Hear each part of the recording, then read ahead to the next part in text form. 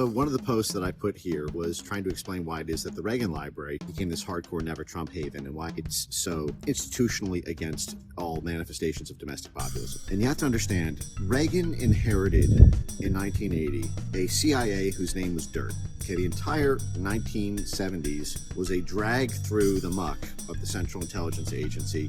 Starting in the late 60s, the Ramparts disclosure, CIA on college campuses using college kids as assets to subvert their political anti-war movement, getting busted assassinating presidents, Frank Church holding up the heart attack gun in Congress. That all happens 1975, 1976. Jimmy Carter comes to power, pledges to crush the dark arts arm of the Central Intelligence Agency. That is the operations wing. There's an operations wing and an intelligence wing. The operations is the one who overthrows, foreign countries and everything. So he does the Saturday Night Massacre. He lays off 30% of the CIA in a single night. The foreign policy establishment hates Jimmy Carter. Carter gets in trouble with the Iran hostage situation, 79. 80, Reagan rises to power, and he's got a compelling need, as he sees it, to restore a full-throated, red-blooded, clandestine operation capacity.